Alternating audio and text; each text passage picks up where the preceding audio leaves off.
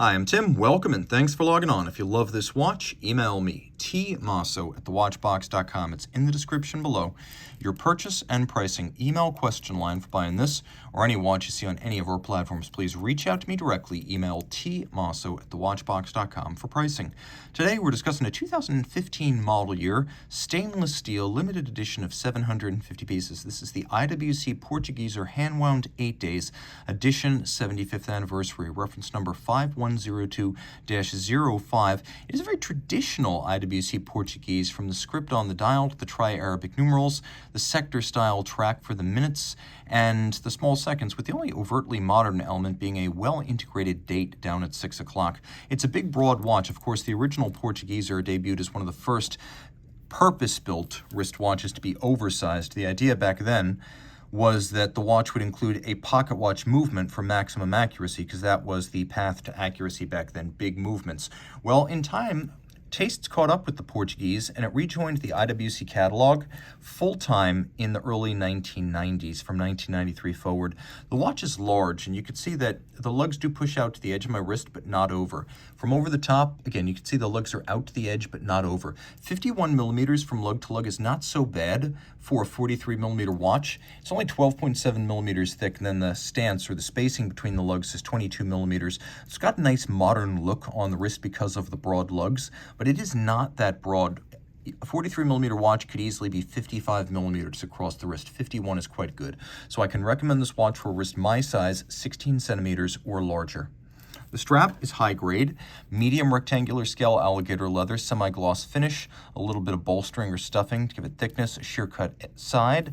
Santoni, the Italian leather specialists, providing their signature signal orange calfskin on the bottom. You can't see it when the watch is on the wrist. So you have leather on the top, alligator, leather on the bottom, Santoni calf, and it's wonderfully soft and supple. IWC pin buckle, simple, polished, satinated, a little bit of a contrasting bevel. Much like the case, two different finishes, satin and polish. Lovely integrated lugs. Oddly, the Calatrava, the reference 96, and the IWC 325 Portuguese were very similar in design, despite being vastly disparate in size. The Patek was tiny, the IWC was huge, but they came out of the same 1930s form follows function design school. So here we have Calatrava-like blended lugs, leaf hands, Arabic numerals, and small seconds. We also have a box section, hugely cambered sapphire, to give you a little bit of a plexiglass vintage vibe. IWC Probus Scafusia, a good solid watch made in Schaffhausen with the logo and the motto. And then we have a very narrow conical and then concave bezel. You can see it's actually got a little bit of a step inboard of the case band. Then there's a concave, and then it flattens out on its top. Now the dial looks like it might be loomed, but it's not, and I checked. So we have this sort of lime green or key lime printing with some white calibrations on a matte black dial base. The leaf hands, as well as the seconds hand, all polished.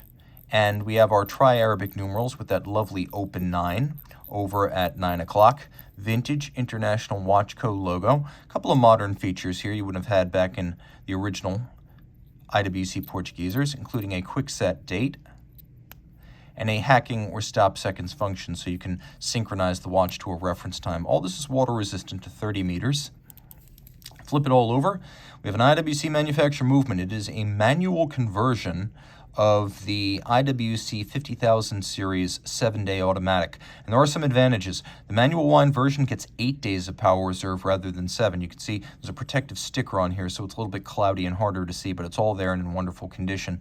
We have a power reserve indicator showing us what remains of our 8 days. You can see it pivots on 30 joules. There's a large barrel under its barrel bridge. We have a free sprung balance beating away at 4 hertz with a overcoil hairspring shaped by hand. And it does have 5-position adjustment, which is the high horology and chronometer standard. So in pretty much any position, thanks to the overcoil and the precise multi-position adjustment, the watch will keep a very consistent time. If you love this watch and you dig 1930s Art Deco, Bauhaus, Deutsche Werkbund style, guess what? This watch has it all. Reach out to Team Mosso at thewatchbox.com for purchase and pricing details.